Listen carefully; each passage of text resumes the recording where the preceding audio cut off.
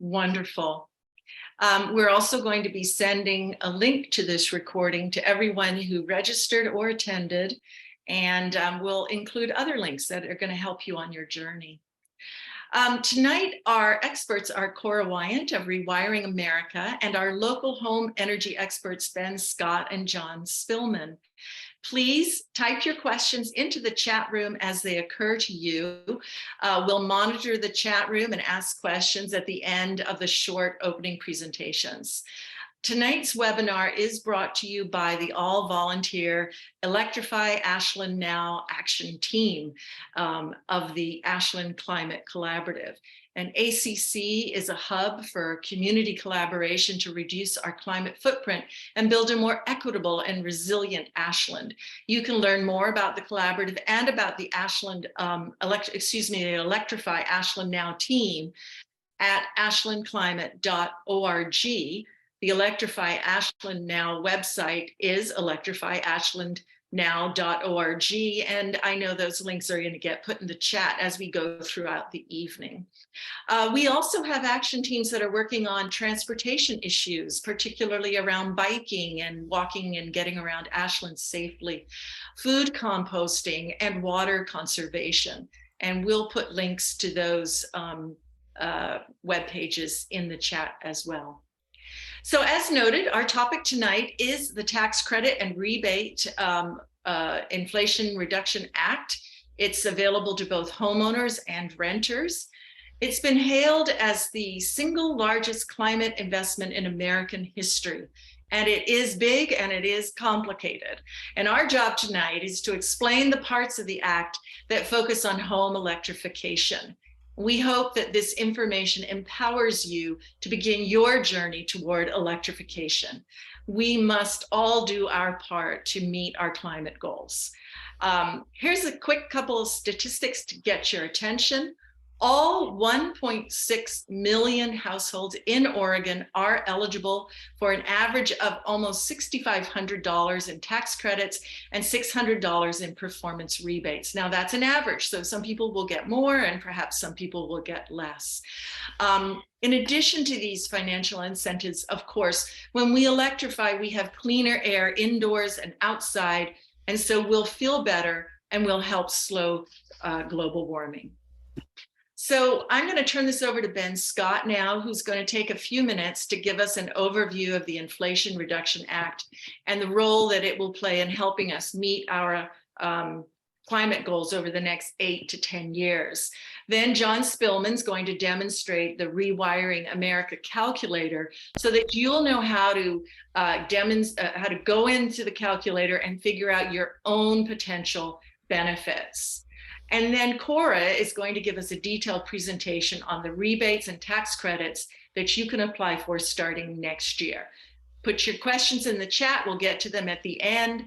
And if we don't get to them all, if you send us an email at info@ashlandclimate.org, we will try to get back to you as soon as we can. Okay, Ben, take it away. All right, thank you, Candace. And good evening, everyone. Thanks for joining us. My focus tonight really is to highlight the importance of this legislation. And it really means a lot right now, specifically for the residential sector. I've been involved in energy efficiency for a number of years, and I've worked with similar large energy efficiency programs, and I've seen what a real difference it can make for households. This bill's larger, and so I'm really excited, and I'm here to really encourage everyone to look more closely at this. So first of all, it's for everyone, homeowners, renters, landlords, and all income levels. It's available for new and existing homes and buildings. And the goal, of course, is for us to improve our energy efficiency, reduce our energy cost, promote renewable energy, and of course, it goes without saying, to help mitigate climate change. The incentives are big. I think they'll go a long way to reducing and in some cases fully covering the cost of energy efficiency upgrades. There'll be upfront rebates or tax credits, depends on income, and you'll hear more about that from Jon and Cora. The incentives really cover a lot. This is key. So there's money for electric heating and water heating equipment upgrades. That's mostly heat pumps. Also other appliances like electric and induction ranges, electric and heat pump dryers. There's also money for weatherization improvements and full home energy upgrades. So this is really a lot that's being offered. And in addition to those projects, there's also money that will help with any electric panel upgrades or possible wiring upgrades needed as homes electrify more. Another key point to this is that it's long lasting. This program in theory is for 10 years. So that allows a lot of us to do phased in upgrades, which is likely. It's hard to take on all of these projects at once. So it's good to know that the rebates and the tax credits are going to be around for several years. And that will really go a long way to helping us reach our clean energy goals over the next decade. So this legislation, the IRA bill, really encourages and incentivizes energy efficiency.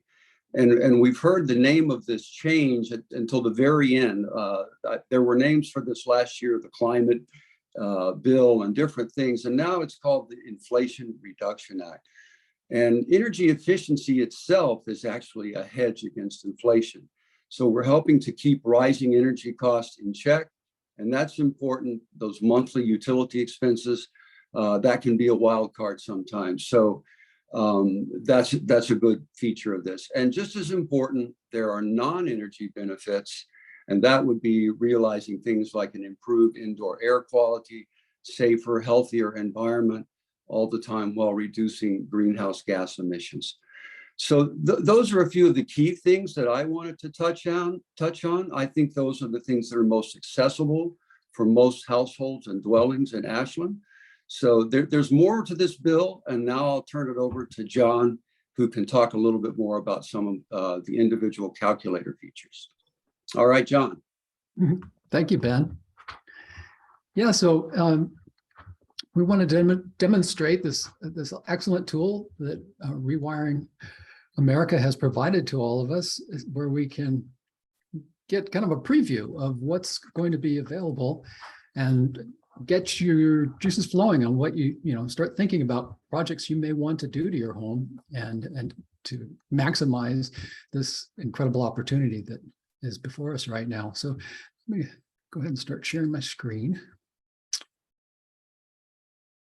Bring up where you can find the calculator. And, before I get started on this, just want to, further along what Ben said, is that this is really momentous opportunity to have a big impact. On average, nationally, it's about 42% of energy-related emissions come from activities that we do in our homes, how we heat our homes, how we heat our water, how we cook, and also how we get around. And this bill provides opportunities for us to lower our energy consumption and our emissions in all of those categories. Now, that's a national statistic of 42%. Here in Ashland, that percentage would even be higher because we are predominantly a residential community with not a lot of heavy industry that's using a lot of energy. So even higher percentage of impact on a local level that we can have if we make changes to how we operate our homes and how we get around. So let's go up and take a look here at the calculator. So I've stopped here on Electrify Ashland Now, where you can find a link to the calculator, or you can go directly to Rewiring America. But if you go to our local website and you go to the local resources, or actually, let me back up and go to the home, it'll take you here. Here's our home, and then you can go to the Inflation Reduction Act resources, and it'll take you to this page. And right here is a screenshot of the calculator, and this link right here below the image will take you to the calculator, and that's going to open it up in a new tab. And here is where you put your inputs in to find out what the opportunities are for your specific situation. So of course you want to enter in all these fields. So I've already pre-populated our zip code. You can state whether you own your own home or if you're a renter, your a ballpark of your household income on an annual basis, your tax filing, single, joint, head of household, and how many people are in your household.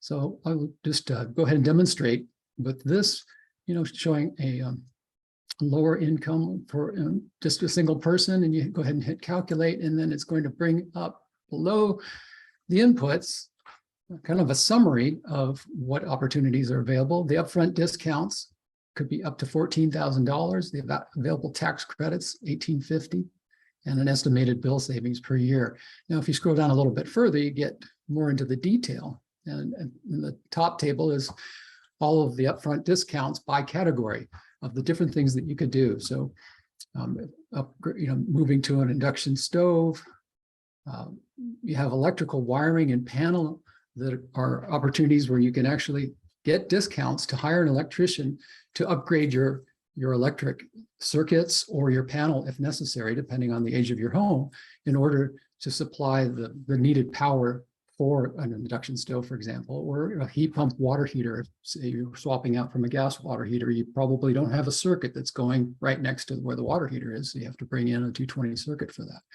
So there's discounts for electricians, and then there's discounts for the materials or the product themselves. So stove, heat pump water heater, heat pump air conditioner heater, clothes dryer. So these, as they say, these are upfront discounts that are taken off the price when you purchase the product or when you pay for the service. And these are tied to income levels. So that's why you have to put in your annual income to see if you qualify. So there's more discount available for lower income, and 50% of the discount is available for moderate incomes. And then for higher income levels, the upfront discounts do not qualify, but the tax credits still do apply as the income levels go up. So in my example here with the $30,000 income, here's the available tax credits that are something that you can stack on top of the discounts. It's not one or the other, it's both.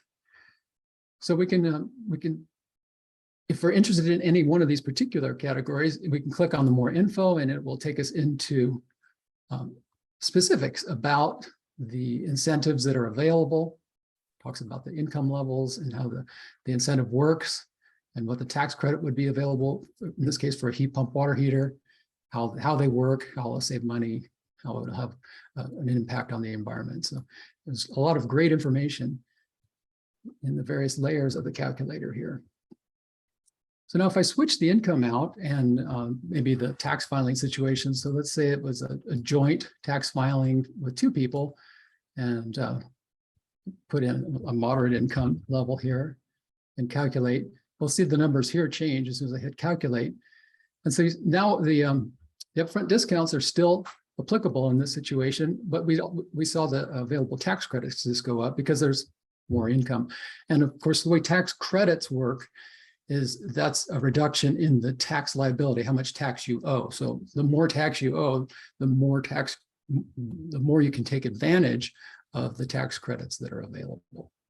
So, and then if we were to move this up to, say, twice that income to a higher income level and calculate, we'll see the upfront discounts no longer apply because that's outside of the qualifications of income, but the tax credits now have gone up even higher because there's more tax owed, and you can take more advantage of the tax credits that are available. And again, if we scroll down, we'll see the tax credit table and all of the amount that is available. And then the upfront discounts there. So that's the calculator in a nutshell. I hope this is something that you'll all find useful to customize and get a preview on what's available for your situation in your household. Thank you so much, John, for demonstrating that. That really is an information-packed calculator and will be really helpful for people who are going to start their journey.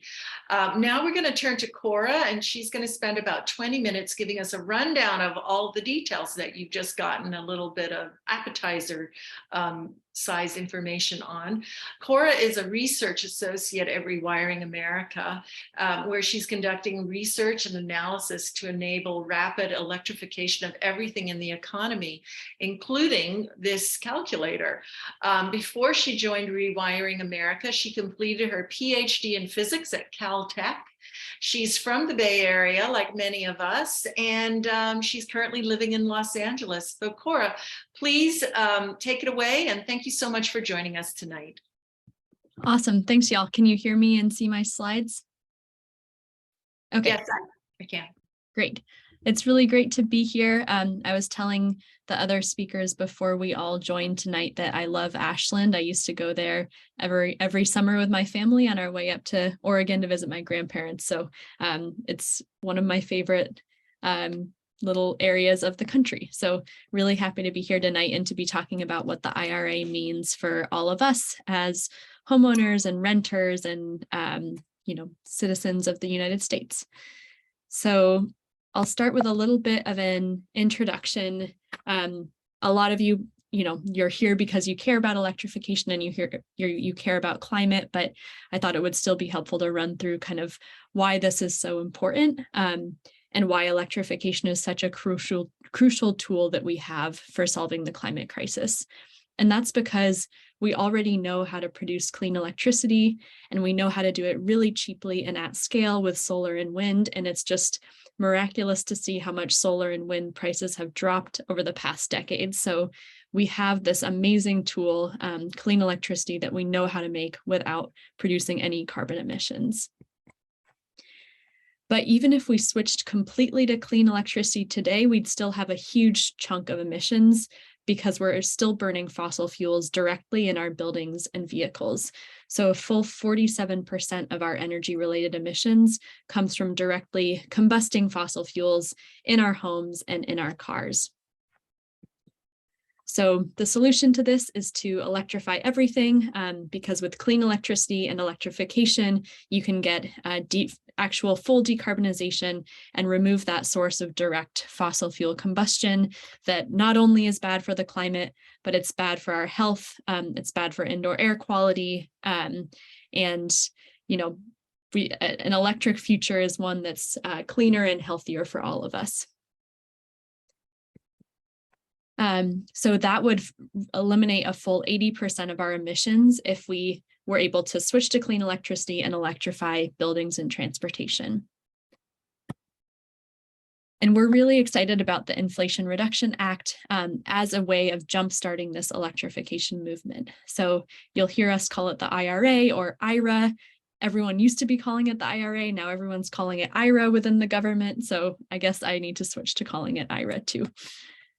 And a lot of this is still kind of being figured out by agencies within the government. So there are a lot of details that aren't ironed out yet. And some of the things that I'm going to share tonight are kind of our best guess from reading the text and from talking to people who worked on the legislation. So we'll know a lot more when we get more guidance from the federal government. But I will do my best to explain sort of the many, many pieces of this bill and what they mean to individual homeowners. So there will be a number and letter soup tonight, but hopefully we can break this down. So I'm going to talk about HEEHRA and Hope for Homes, and then 4 different tax credit programs, and I'll talk about each of those independently. And those are all wrapped into that calculator that John just showed you. So that's a really great reference point for putting all of that information in one sort of concise place and seeing how it applies to you. So the first part of this bill that we're really excited about are these upfront electrification rebates. This is called the High Efficiency Electric Home Rebates part of the bill. And this is really about unlocking electrification for people who need it most. So this is what John was showing you in the calculator, that phases out if you're at a higher income level. So this is point of sale rebates for lower and moderate income households. So if you're low income, it covers 100% of the cost of electrification. If you're moderate income, it covers 50% of the cost of electrification. And then for each piece of equipment that you install, there's a certain per equipment cap. And those caps are actually the same for low and moderate income households. So if a moderate income household installs a $16,000 heat pump, they could still get that full $8,000 amount. So you'll see this list here. This is the caps per equipment on what you can get on these point of sale rebates. So you can get $8,000 for a heat pump, $4,000 to upgrade your electrical panel, $1,750 for a heat pump water heater. There's money in there for weatherization, for induction stoves, and for rewiring your home. So this is a huge amount of money, and it can go up to $14,000 per household, which goes a really long way towards helping a lower or moderate income household electrify. And it also, all of these rebates have to be passed through to the ultimate consumer, but there's a $500 contractor incentive that can go to the person who does the installation of the heat pump. So this is going to be something that's administered by state energy offices. So we don't know exactly when this is going to become available yet, because it depends on each state kind of creating a program to distribute these rebates. But we're guessing that it'll become available sometime near the end of next year. So that's this first part. This is Rewiring America helped to kind of figure out what these numbers should be and write this part of the legislation. So we were really happy that this stayed in the final version of the bill, and really excited to see what this can do across the country. So the next program is called HOMES, and this is really about whole home energy efficiency upgrades. So this is rebates for all households. There's no kind of upper income cap, but lower income households get higher rebates. So the maximum amount that you can get through this program is $8,000 for lower and moderate income households, and it will cover 80% of your project costs for achieving a certain amount of energy savings. And then for non-lower income households, it's up to $4,000 and covers 50% of the project costs. And then there are certain tiers of the amount of rebate that you get based on how much energy savings you achieve. So those amounts that I've listed here are if you get greater than 35% energy savings. So a heat pump installation could qualify for this program too. So if you're in a income bracket that doesn't qualify for that $8,000 rebate, this might be the way to go to get your rebate for your heat pump. Or for example, if you have electric resistance in your home and you're switching from that to a heat pump, that's doesn't qualify for the electrification rebates because that needs to be swapping out a fossil fuel appliance.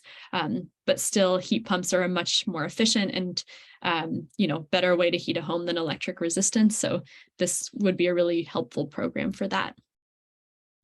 And you can't take both this credit and the ones I talked about on the last slide together, but you can take either of these credits and stack tax credits on top of that.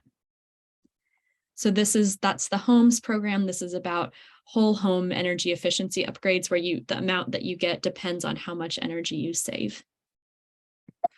I realize I don't have the chat pulled up, but I'll make sure to answer questions in the end. Okay, cool. So then now we're going to get into the tax credits portion of this. And these are really, the last two that I talked about have really big benefits for lower and moderate income households, but often low income households won't have any tax liability at all. So these tax credit programs historically haven't been very helpful to low and moderate income households because of that. So that's why we're really excited about the rebate programs, but these tax credit programs are still really helpful for sort of moderate or higher income households. So the first one here is 25C, which is a residential energy efficiency tax credit.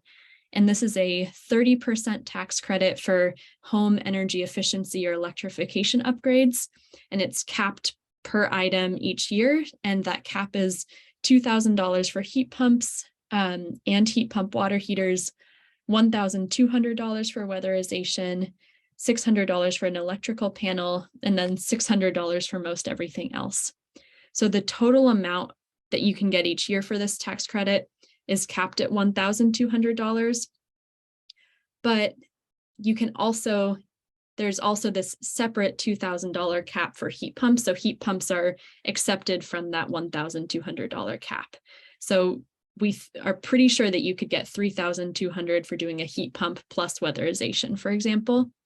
And then this credit re-ups every year. So you could do a heat pump in one year and get $2,000, then a heat pump water heater in another year and get $2,000. So that's sort of something to be thinking about if you're kind of making a long-term electrification plan, is maybe you want to phase your upgrades to kind of happen in different years so that you can get this credit each time that you do an installation. And one thing that's really exciting about all of these tax credits is there's no cap to how much the government is going to give out in tax credits. For the last two rebate programs, they were capped at $4.5 billion total. But this is just, it totally depends. The Congressional Budget Office goes through and estimates what they think the uptake will be and how many people are going to take this tax credit. But it really just depends on how well organizations like ours do and organizations like Electrify Now do at like getting the word out about these tax credits. So these are all sort of programs that scale with the country's ambition and can be really, really huge amounts of money if we get a lot of uptake on these programs. So estimated at 12.5 billion, but it could be a lot more than that if we're successful at really educating people about these tax credits. And then for this program, the new version of this, including the higher incentives for heat pumps, starts January 1st, 2023. So these will be available starting immediately next year. All right, so then 25D, this is a rooftop solar and battery storage tax credit. And this is a 30% tax credit for solar panels, battery storage, and then some other clean energy technologies. And this is a program that's existed for a while, but the solar tax credits had started to ramp down, and this bumped them back up to 30% again, and added battery storage too. So this is actually retroactive to 2022. So if you're installing solar right now, you can get the full 30% tax credit, which is pretty exciting. All right, so then these last, I think this is the last tax credits programs I'm going to be talking about, are related to electric vehicles. So 30D is the clean vehicle tax credit. So this is a $7,500 federal tax credit for new electric vehicles. So this also has existed for a little while now, but there are a couple things that are different about this. One is that it used to be that each manufacturer could only sell a certain amount of vehicles, and then they couldn't qualify for the tax credits. So manufacturers like Tesla no longer qualified for these. And now there are no per manufacturer cap on tax credits. So it applies to all the EVs that a certain manufacturer sells. And they did add income limits to these tax credit programs too. So these are sort of the limits for whether you qualify for this $7,500 tax credit. And then finally, what's really exciting is that the credits will be transferable to dealers in exchange for a point of sale rebate. So that means that even if a lower income household doesn't have any tax liability, they can still take advantage of the tax credit by transferring it to the dealer, and the dealer just knocks $7,500 off the vehicle purchase price. And this starts in 2023.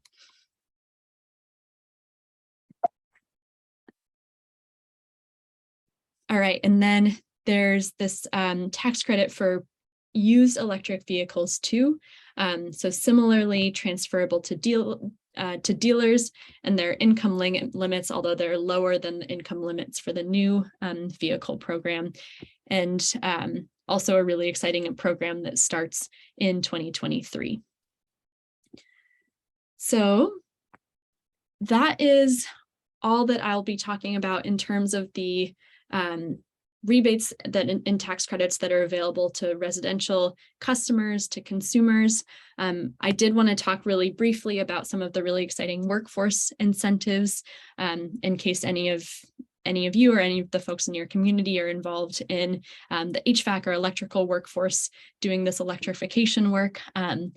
So the HOMES program, which was the whole energy performance rebates program, has $200 million in it for states to develop a workforce training program. And then I already mentioned those electrification tax credits also have a $500 installer incentive rebate.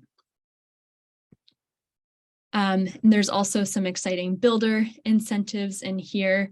There's tax credits for building new energy efficient homes that can go up to $5,000 per home. And then it's also applicable to multifamily units. And then there's also increased tax credits for energy efficiency in commercial buildings, which is also really exciting. Those are a much higher level. This program has existed, but they've increased the level of the tax credits a lot. And then finally, there are also some manufacturing incentives that are really dedicated to bolstering domestic manufacturing of heat pumps and other clean energy technologies. So that includes the Defense Production Act, which has $500 million specifically for domestic manufacturing of heat pumps. There's also manufacturing tax credits for facilities making clean energy technologies. And then the Loan Programs Office, which is a branch of the Department of Energy that gives out loans to companies to develop manufacturing. They actually gave a huge loan to Tesla that helped them get started initially. So they got a huge amount more to give out more loans for clean energy technologies, among other things. So I have some slides on some case studies of like what a family could sort of, how a family could take advantage of the programs in the IRA, but I think since we've gone through the calculator, maybe I'll skip those and go to Q&A, unless, what do you think, Candace? I think that's great because people have a lot of questions. I know Lori's going to help us with that. I do know that a question I've seen from several people is this idea of, oh, I already installed a heat pump this year, or I'm going to have one happen very shortly. Am I out of luck with the rebate? So I have seen that. And I've had several people ask me that question as well. Yep. So from my understanding, unfortunately, none of these tax credits or rebates are retroactive. So, and they really only start January 1st of 2023. So I think, unfortunately, installing a heat pump this year, you are out of luck, but there are some pros to getting in early. So for example, there might be a huge rush of people suddenly starting to install heat pumps at the start of 2023.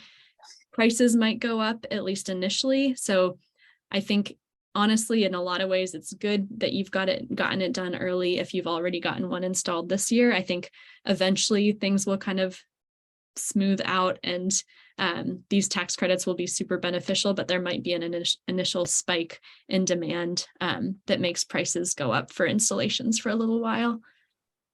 I do think it takes a while to get this all organized. I knew this was coming up, and so I invested a fair amount of time to get an electrician to come out and to have two HVAC people come in and give me quotations on replacing my old gas furnace. My gas furnace is 20 years old, so it's right at the right time to replace it. But to do that whole project, to figure out the age of my project, to think about other new things, to have the electricians and the installers give me bids, was the work of about 6 weeks. So I would just say, make your plan and be ready. And even if you started now, you might not be ready for installation until January anyway. Lori, do you have some questions from the chat room that you would like to throw to our experts? Sure. Wow, we have a lot of questions and I'm trying to figure out how to organize them. Let's see. So one question was, were there any other incentives available out there outside of the IRA? And one of our participants mentioned the energy efficient home improvement credit. Is there any, do you have any additional information about that, Cora? Let's see. So the energy efficient home improvement credit, I think the person's probably talking about 25C, which got increased from the IRA, but there was an old version of 25C that's still applicable this year. I believe that you can get that for a heat pump, and it's just a much lower amount than it will be with the IRA, but I'm not super familiar with the current version of it. But I can do some research and happy to follow up with someone afterwards too. Okay. Are there timelines about when the work has to be initiated or completed? And you might have mentioned some of these things already, but because people asked, we're just going to keep going. That's a good question too. I'm not sure the exact details of that. Like, what if you started a project in 2022 and it finished in 2023? But I'd imagine that as long as your final install is in 2023, then you'd be eligible for the tax credits. For the electrification rebates for low and moderate income households, those ones, we don't totally know when they'll become available yet. So those are kind of further in the future, probably closer to the end of 2023. Okay. In preparation for this meeting, I actually called my tax advisor, who mentioned that he's taking a course at the end of November on all of this stuff. So I think asking your tax advisor, and it may be tied to when you actually pay the bill. So if the work started in December, but you paid the bill in January, that might be a deciding factor. And to the question of the previous person about rebates, and John and Ben will know more than I do about this, the city of Ashland also offers rebates, and that's also a good place to check, because Ben, can you stack a city of Ashland rebate with some of these new ones as far as you know? You should be able to do that. And I know that somebody else asked, what if I live outside of Ashland? If you're outside the city limits and in Pacific Power territory, there would be additional rebates, incentives through Energy Trust of Oregon. So yeah, there's going to be some other, a lot slimmer, but there are other rebates available from local utilities like us, a municipal owned utility. So we can look into that further for people if they're really needing to know more. Okay, so another question is, what income year is measured for household income? Some of these you might not have the answer to, but it just shows how, like, everything that we know, then there's another question that we might not know. Totally. Yeah, that's a great question too. For the tax credits, it will be sort of whatever year is on that applicable tax return that you'd be claiming the credit for. But for the electrification rebates, that I don't know the answer to that. I think that still needs to be figured out by the Department of Energy and by the state energy offices. And I think there's a lot to figure out still about those rebates, because obviously a point of sale rebate is the easiest, best way for a consumer to receive a rebate. And like, it just makes it really easy for us as consumers, but figuring all that out behind the scenes of how do you verify someone's income at the point of sale, those are things that still need to be sort of figured out and sort of passed through all the state energy offices. So I think those are all still being worked out. Okay. Another similar type question, what is the income cap on the non-refundable tax credits? The ones for electric, let's see. So the ones for heat pumps, there is no income cap. Any income is eligible. The only tax credits that have an income cap are the EV tax credits. Okay. and that is 150,000 for a single tax filer, 300,000 for joint filers. Okay, and you mentioned it, you're doing great here. It's a lot of information.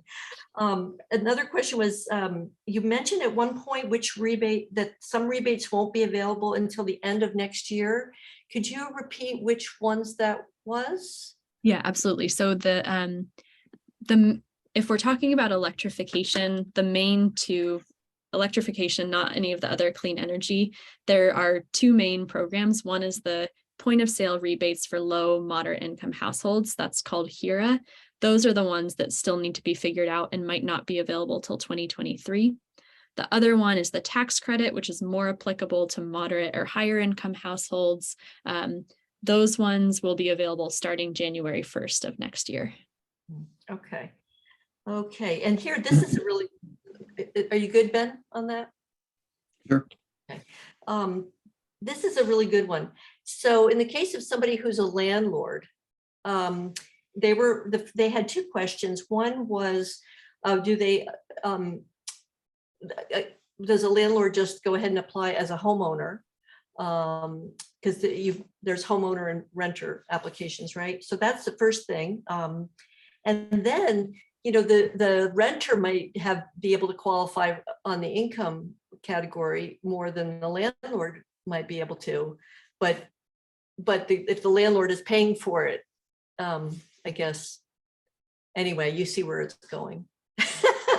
Yeah. So for multifamily, if it's a landlord of a multifamily building, if 50% of tenants qualify for the income sort of qualifications, then the whole building can receive the benefits. Ooh, wow.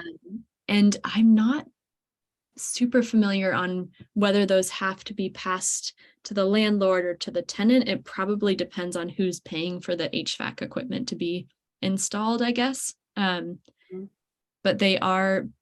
both of the rebate programs are available for multifamily units. But if you're like a lot of people here in Ashland have an ADU or, an accessory dwelling unit, or just, have one tenant. Oh, interesting. So in that case, if they're going to be paying for it, they would apply maybe as the homeowner, right? And then they would get the credits, no? I think so. Yeah, I'm not, go for it. Lori, I think if you're, let's say it was just a single apartment or like an ADU, like you said, that person would be able to apply as a renter. And if they're going to pay for something like a portable induction range or a portable heat pump dryer, they take those with them if they ever move. For the landlord that is getting the benefit to upgrade the whole building, like Cora said, if 50% of the tenants are meeting let's say it's the low income range, then that money is going to the landlord, and he or she is going to be responsible for the upgrade to the entire building, every unit.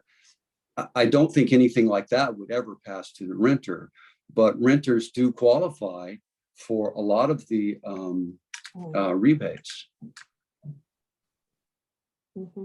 Okay, that's great. Okay, so another question about the income. How is income defined? Is it total income, adjusted gross income, MAGI? I don't know what that is. Do you know which definition they're using for income? I knew this at one point and I'm forgetting now.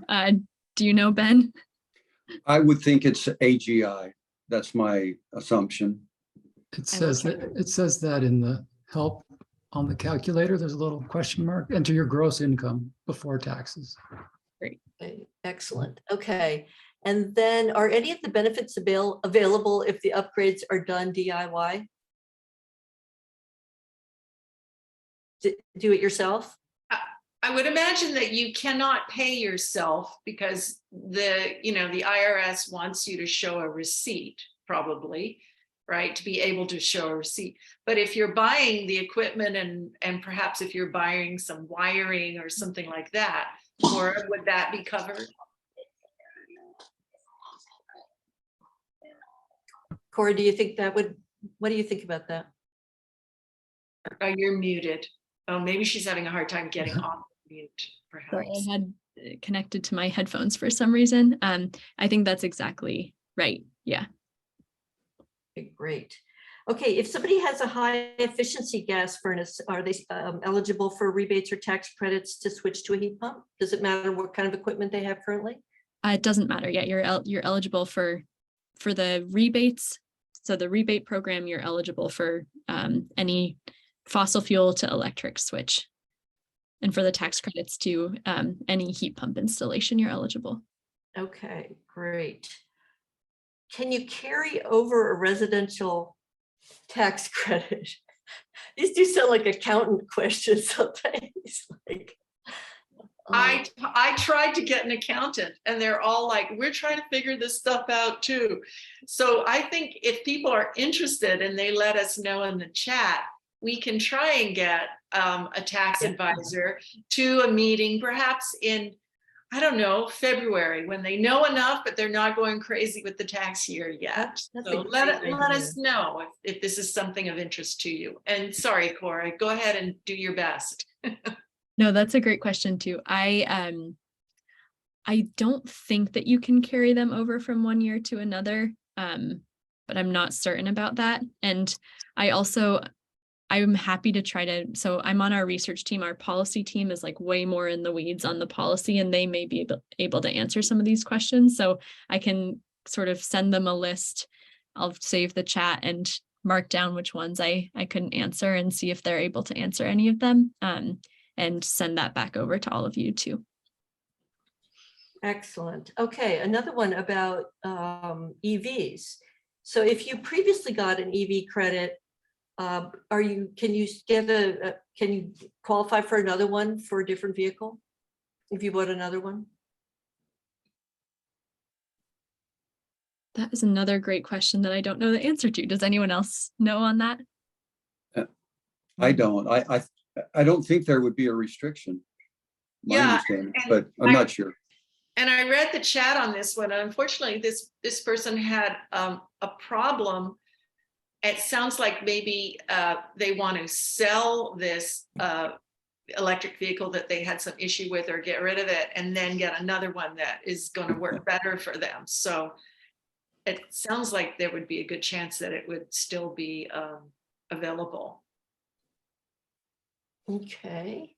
And then there's a couple questions about solar. Okay, one was, can you talk about, is there a refundable credit grant for nonprofits and government agencies for solar? Yes, there is. So for a nonprofit or a government agency who wants to get solar but doesn't have any tax liability, they are able to transfer the tax, basically. Oh man, I'm going to get this all messed up how this works. If someone else knows how to explain this better, let me know. But they basically can take advantage of that tax credit, even though they don't have tax liability, by transferring it to a third party who does have tax liability, is my understanding. So in effect, that person or organization can gift the nonprofit organization some amount close to the benefit of that tax write-off, is I think how that is thought of. Yeah. Lori, I want to jump in here for just a second because I think there's a question that Jon Spillman can answer. And Jon, this is exactly what you said. Let's keep this information available on adjusting on the definitions of area low and medium income. So can you help us out on that? The question is, what measure is used to figure out the area low and medium income? And I know that in the inflation calculator that's used, that's why you're putting in your zip code, because all of those Caltech physicists like Cora, who are working behind the curtains on that calculator, are feeding information in, right? That so that it adjusts. We know that it costs more money to live in Manhattan. We know it costs more money to live in Ashland than to say in the county. And that's part of it. But John, do you have the specifics? Yeah, so it's when we put our zip code into the calculator, it's going to look up the area, it's called the area median income for our region. And if you're making less than 80% of the area median income, then you're considered low income, and you can qualify for the 100% of the upfront discount. And if you're making between 80% and 150% of that area median income, then you can qualify for 50% of the upfront discounts. And anything 150% above is considered higher income. And I've played with the calculator with our zip code, and that's right around $92,000 where that cutoff is.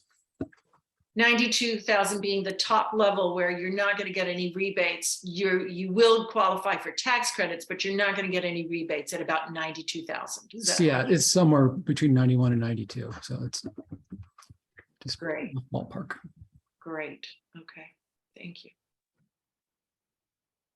Okay, I see another question about solar. Is there a benefit if you take a used solar system and install in a new place? I'm sorry, Lloyd, could you repeat that question? Is there a benefit if you take a used solar system and install in a new place? That is another super specific one. I don't know the answer to that. Yeah, okay. Perhaps just the installation costs would be covered, right? I mean, if you're going to hire someone to install a used system, you've already purchased the system. So I don't think you can show a current receipt for the purchase, the outlay, but you could show a bill, a receipt for the installation if you hire somebody to install that system on your roof. Does that sound reasonable? Again, ask your tax consultant on these things, but I think that the government wants to see, proof that you're doing, that you're doing these things in the right tax year. Yeah. So Peter Greenberg is weighing in on the chat, which is really helpful. Peter says he's a solar installer. There are typically no incentives for used equipment. And then he says, yes, you could get a credit on the labor and any new materials. Peter, if you have more you want to add, you could unmute yourself on this. You could be this is Peter. Guy. Okay. On the nonprofits, they actually get it, and also government for solar, they're going to actually get a check from the feds. It's for businesses that any tax credits transferable. Oh, Peter, could you say that again? So a nonprofit that installs a solar system but doesn't have any income to offset, they would get a check from the federal government? Yep, nonprofits and government agencies, which I'm assuming is schools and cities and whoever. And do you have a sense of how much that check would be? 30% of the cost. The same as residential, 30% of the cost to install. And buy and install. Yeah, great. Thank you. Thank you, Peter. That was great. Yeah, this is similar to the 1604 grant program that was around, I don't know, 4 or 5 years ago, but it was just for businesses that got a check in lieu of a tax credit. But in this time, it's just for nonprofits, and it was Senator Ossoff that got that in. Right, it's a great state of Georgia. Yep. Yeah. Great. Okay, a couple other, thank you so much, Peter. Actually, I want to point out that Jim Hartman also put some good information about EVs in the chat, and Jim is one of our volunteers with the Ashland Climate Collaborative, but he's also very involved in HEEHRA, which is they've just recently changed their name. It used to be the Southern Oregon Hybrid and Electric Vehicles Association. Now I think it's Southern Oregon and Northern California, but they still have the same acronym. But anyway, so HEEHRA.net. And Jim says it may be if you buy an EV to replace one you don't like, that you have to own the first EV for like 3 years. This is to prevent people from buying and reselling lots of EVs almost like a business. That makes a lot of sense. I also want to add on another issue that you could get $7,500 for a new EV, but it is complicated to get half, or $3,750. The car must be made in America. To the other half, the battery must be made in the US. If anybody else has any more EV questions, Jim is probably the best person to help us out with those, or another person to help us out. A quick comment, there is a bill currently in, I think, the House to push that back about 3 years, since very few companies are qualified for the 7,500. And also on the 4,000 for selling a used one, that's just through dealers. You can't sell it to somebody else and get that, apparently. Mhm. Okay. Nancy Evanson says that right now for heat, switching back to water heaters, right now for heat pump water heaters, Energy Trust of Oregon has a $500 instant rebate, which is also available to everyone at Home Depot. And there's also a $300 tax credit this year from the feds as well. Ben, do you want to say anything about that? Because I know you know a lot about the ETO programs and who can get those and everything. Did you hear that? Could you repeat it? I'm sorry, I had a noisy cat in the room. Oh, a noisy cat. Okay. Yeah, sorry. That's okay. It's Nancy says that right now for heat pump water heaters, ETO, Energy Trust of Oregon, has a $500 instant rebate, which is also available to everyone at Home Depot. And there is also a $300 tax credit this year from the feds as well.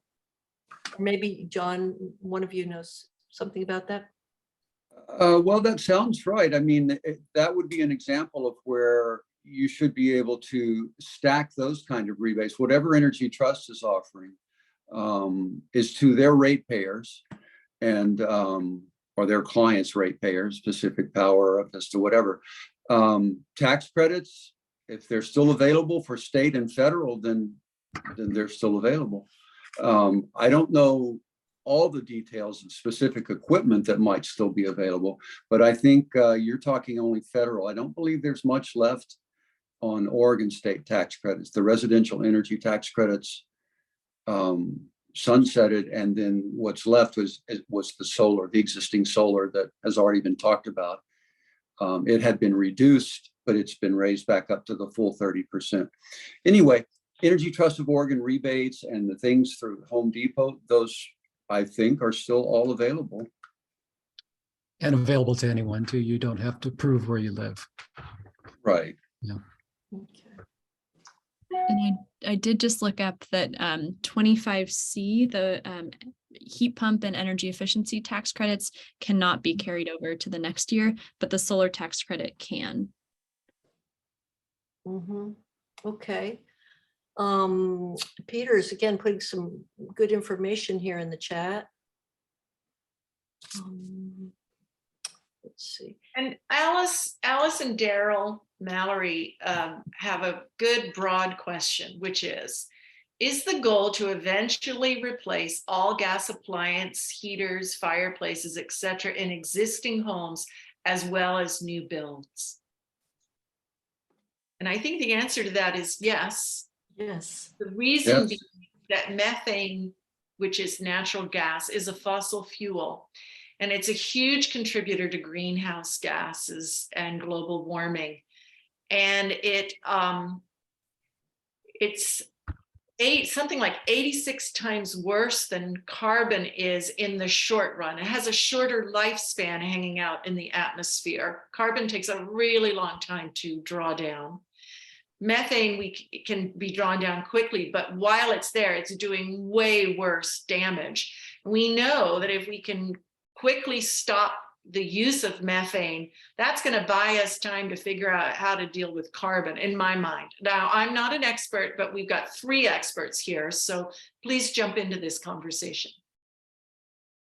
And I think I'd add that when you burn methane in your furnace or in your fireplace or in your stove, you're creating carbon dioxide too. So, and there's also a growing body of research that shows that burning fossil fuels in our homes is just really, really bad for our indoor air quality and our health. There was another study that just came out a couple weeks ago that showed that even when your stove is off, it's constantly leaking, and that what it's leaking contains a really high amount of benzene, which is known to cause cancer. And in some cases, it can be even higher than what's sort of the recommended exposure level. And I actually had my stove in my old apartment was one of the stoves that they tested for that study. And LA was like the worst region that they tested, and my stove was in like the 90th percentile for benzene leakage. So really scary. We've got to stop. I have someone at Rewiring America who calls our furnaces and stoves like mini fossil fuel plants that we have in our own homes, which is just, it's not efficient, it's not smart, it's not good for our health. So I think definitely that's the way to go is, and it's not like we have to switch them all immediately, but when these furnaces die at end of life, or, you know, if people can afford to do it earlier, switching to the clean electric alternatives is the way to go. Yeah, and I'd like to add, just talking about efficiency and try to clear up a common misunderstanding. You know, we've in the past when we heated our homes with electric, they were electric furnaces, and they were expensive to operate. A heat pump is a completely different technology. At a heat pump, for every dollar you're putting in, you're getting $2.50 to $3 or $4 of heat put into your home. With an electric furnace, it's 1 for 1. With a gas furnace, it's at, you know, usually every dollar that goes in, you get 90 to 95 cents of heat in your home. So you know, it's just such a better bang for the buck when it comes right down to, you know, operating costs, but also just how we're using our resources. It's a complete, heat pumps have changed the equation, and that's why there's this big push to move towards electrification. It's not the old, you know, electric furnace of yesteryear in any way. And then on top of it, we're moving towards an economy, an energy economy that is going to be more and more generated with renewable energy. And you can't take renewable energy and put it into a gas furnace. So electrification is the future. You can't squeeze the sun in there. No. I was shocked to learn that my gas furnace is emitting 5 to 8 tons of carbon every year. So we talk a lot about, you know, and it is important to know what your utility bills are going to be and what your installation costs and the cost of purchasing. But we also can't forget that, you know, 5 to 8 tons of carbon per year from a gas furnace is really high. Mm-hmm. Yeah. There's another really good question here that I think gets to people's big concerns about heat pumps is that I think historically perhaps the older models could not handle really low temperatures.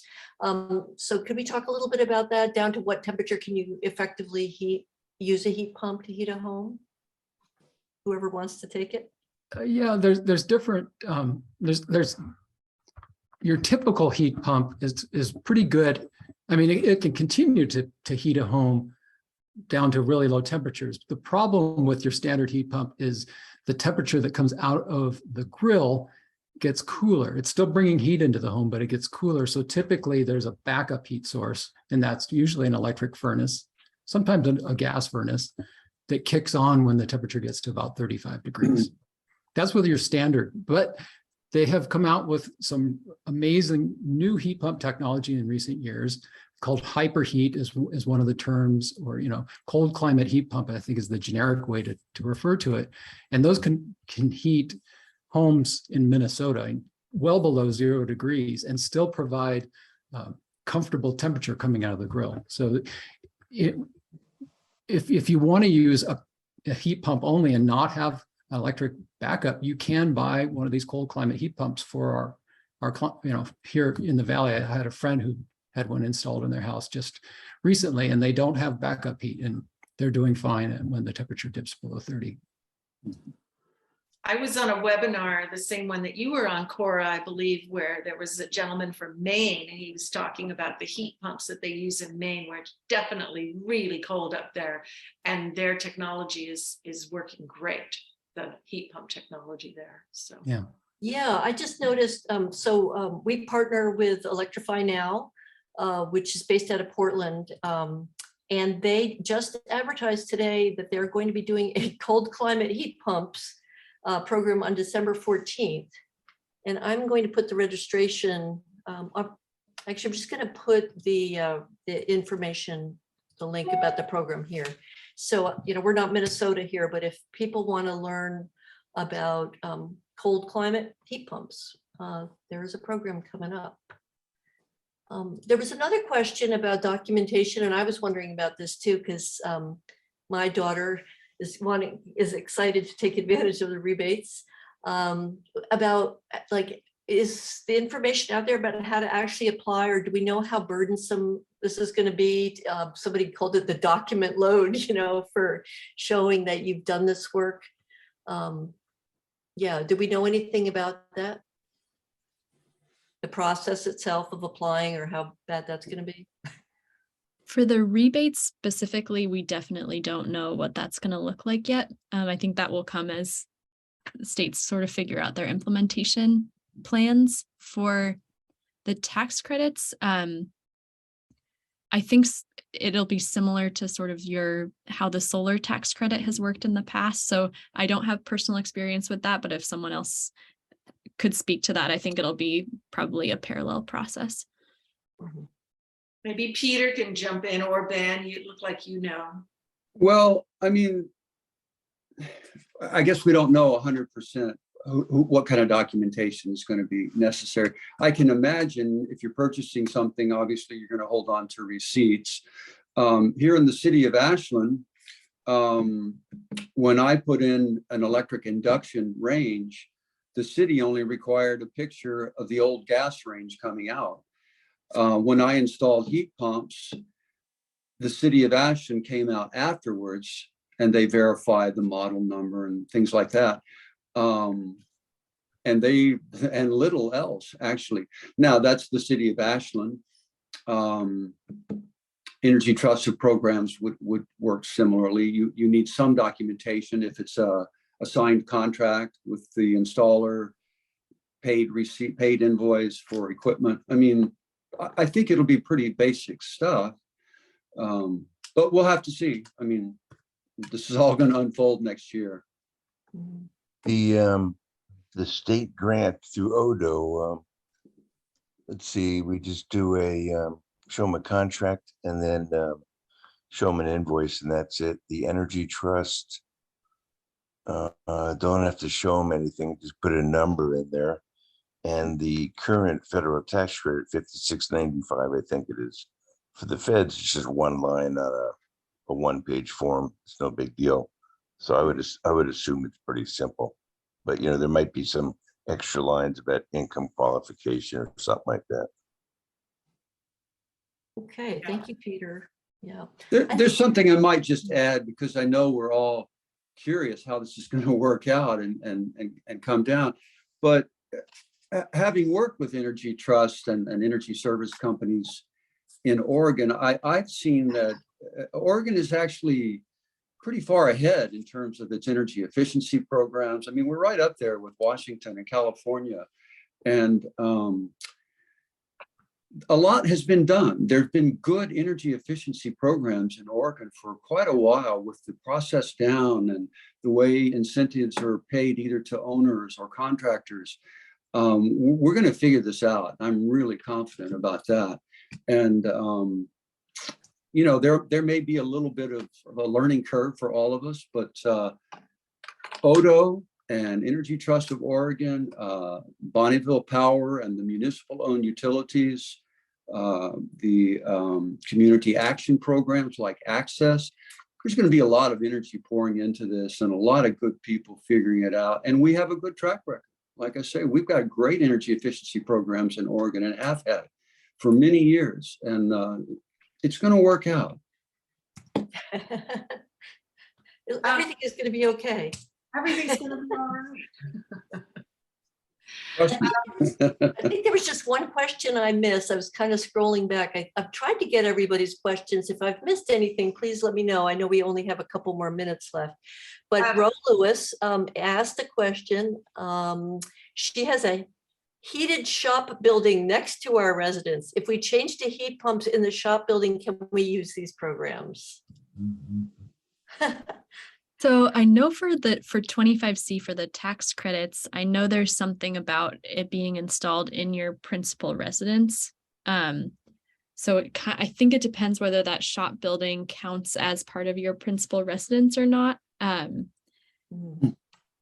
Not totally sure. That sounds like another tax advisor kind of question. If you guys, will you do a little quick yes or no in the chat for me? Let me know if this is something you're interested in arranging. And then while you're doing that, I want to, Lori, is there another question? No, I think I've gotten them all, but unless someone tells me I missed them.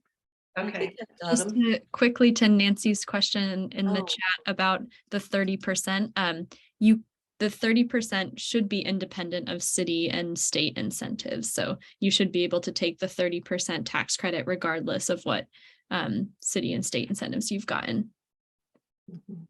Yes. Okay, so lots of people have That's asked. not quite accurate. Oh, go ahead, Peter. It is different for commercial and residential. With residential federal solar tax credit, at least currently, you subtract off any grants or incentives from the Energy Trust, let's say in the state, and then you get 30% of the difference. For a business, the Energy Trust is taxable, and so you take a tax credit on the whole thing, and then you're depreciating I don't know, 30, 15, 85%, something like that of it, where a homeowner doesn't depreciate anything, but the homeowner doesn't get a tax credit on the full amount. It's on the net. Yes. Thank you. Thank you.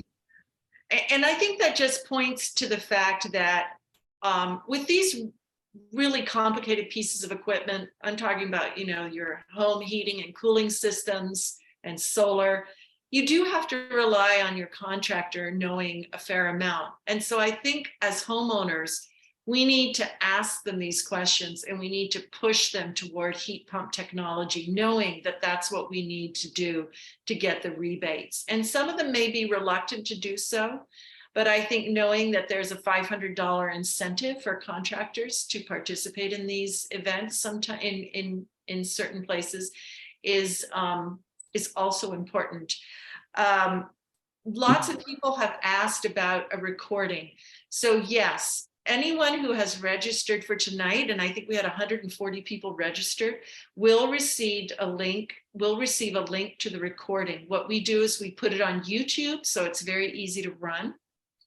We're going to try to highlight important moments in the video, so you don't have to watch the whole thing all over again, unless of course you want to. And we're also going to, when we send you that link, we're going to send out some more information with other links to videos and things that can help you. One of the most important things that you'll want to do is to make sure that your electrical panel is capable of receiving more of these pieces of electrical equipment. And so our focus in our January community support group, which is going to be January the 18th, will be on your electrical panel. John and Ben are going to be there, and they're going to help you understand what's coming into your house and how to look at your panel, and how to talk to your electrician with a little bit of knowledge. So that's coming right up. Okay. If we're finished with questions for tonight, and if you think of something else, don't forget you can send us an email to info@ashlandclimate.org, and we'll do our best to answer those questions. And we wanted to thank everyone, Cora, Ben, and John, for all your help tonight.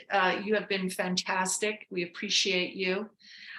We want to thank our audience for joining us on the night after elections. We hope that you're going to leave with really useful information, and that you feel empowered to take those first steps toward reducing your household emissions and improving your indoor and outdoor air through electrification.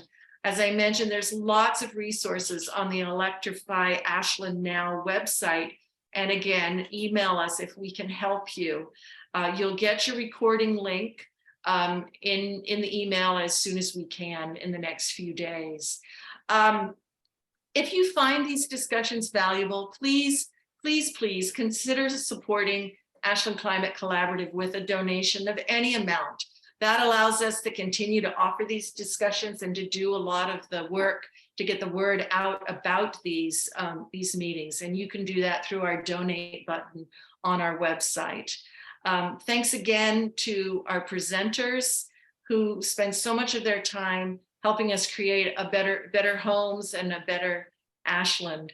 One last important note, and don't forget this, November the 15th at 7 p.m., we're going to have our virtual end of the year report on what the Climate Collaborative has accomplished this year, and more importantly, what we have planned for next year, what we hope to do next year to leverage things like this Inflation Reduction Act.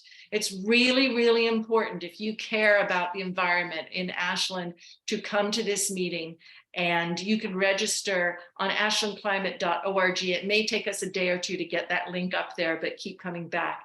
And we urge you to attend that meeting and to bring your friends. So with that, I'll just say good night and thank you to everyone. And we look forward to seeing you in January and in our email inboxes. Good night, everyone. Good night. Take care. Thanks all. Thanks, Thank you. everybody. Good night. Thanks, Cora.